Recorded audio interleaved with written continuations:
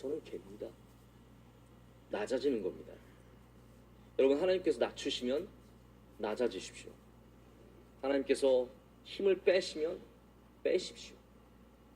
그러면 우리는 하나님의 은혜를 반드시 경험하게 될 줄로 믿습니다. 예수님께서 낮추는 일들을 하셨습니다. 바리새인들, 사두개인들 오셔서 끊임없이 그들을 낮추시기 위해서 여러 가지 말씀을 주셨어요. 근데 바리새인들은 힘을 줄 줄만 알았지 뺄 줄은 모르는 겁니다.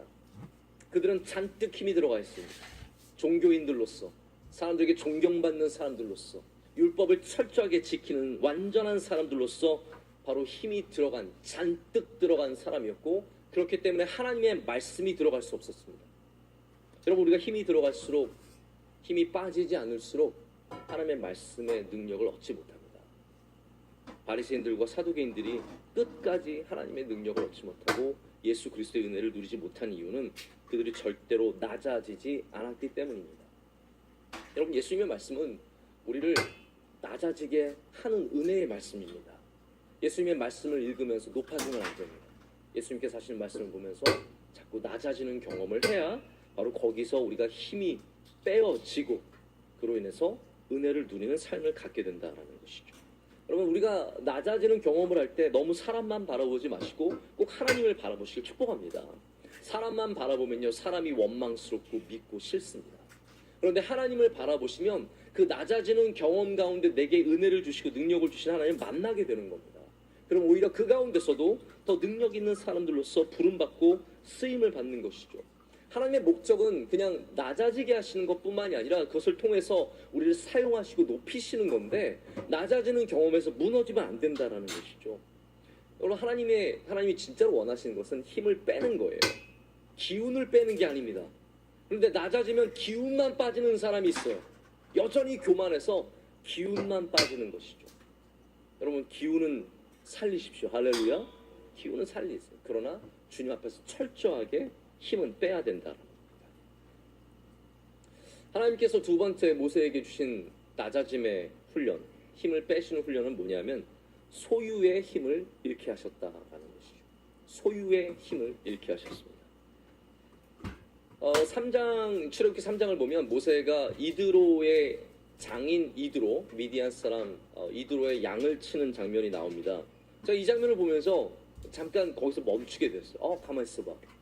이 양이 누구 거지? 라는 생각을 갖게 되었습니다. 이 양이 누구 거냐면요, 모세 게 아니에요. 지금 모세는 미디안 광야에 가서 아내 십보라를 만난 다음에 결혼을 했는데 그가 치는 양은 그의 장인의 양이에요. 그의 양이 아니다라는 것이죠. 여러분, 하나님께서는 모세에게 소유의 힘을 완전히 빼셨습니다. 그는 그의 장인의 양을 쳤습니다. 그의 것이 없습니다. 힘줄 게 없습니다. 지금도 중동의 국가들을 보면 그 왕족이 누리는 그 화려함은 상상 이상입니다. 중동은 늘 이렇게 숨어서 잘 살기 때문에 그 집 안으로 들어가 봐야 그 사람이 얼마나 잘 사는지를 알 수 있는 나라가 중동이거든요. 대부분 문화가 그렇습니다. 우리들은 그 왕자들이 얼마나 잘 사는지 모르는데요, 상상을 초월하는 그러한 삶을 살고 있다고 합니다.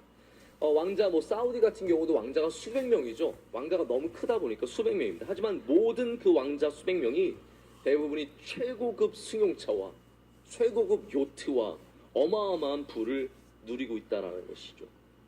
여러분, 당시 이집트는, 당시 애굽은 지금의 많은 부를 누리는 중동의 국가와는 비교할 수 없는 힘과 부를 가진 나라였습니다. 생각해 보십시오. 지금 중동은 부를 갖고 있지만 특별한 힘은 없습니다. 그러나 애굽은 군사력과 문화와 과학과 모든 면에서 세계 최고의 힘을 가졌던 그러한 나라였다라는 것이죠. 그 나라의 왕자가 아무리 이렇게 입양된 왕자라고 할지라도 그가 누렸던 부와 소유의 힘은 아마 어마어마했을 것입니다. 그가 얼마나 편안한 삶을 살았겠습니까? 근데 그가 지금은 자기 양도 없어서 장인의 양을 치고 있습니다. 하나님은 모세의 소유의 즐거움마저 빼앗아 가셨습니다. 소유의 즐거움이 우리 삶에서 얼마나 크고 중요한지 모릅니다. 소소한 기쁨으로 소유를 이 즐기는 분들이 얼마나 많으십니까? 인터넷에서 소소한 거 하나씩 이렇게 클릭하면서 집으로 주문하시는 분들이 그 기쁨이 있거든요. 소유, 내 거 택배가 날라오는 그 기쁨이 있거든요. 제가 저희 사무실에도 가끔 가보면 택배가 쌓여 있습니다. 제가 조사를 합니다. 누가 뭘 이렇게 많이 시켰나? 제가 보면 꼭 주범이 한두 명 있어요.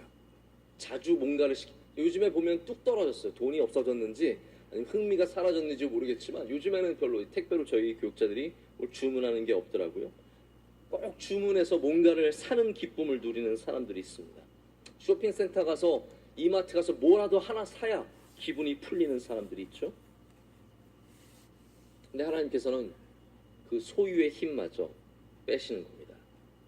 소유의 기쁨이 아니라 하나님을 만나는 기쁨을 가르쳐 주시기 위해서입니다.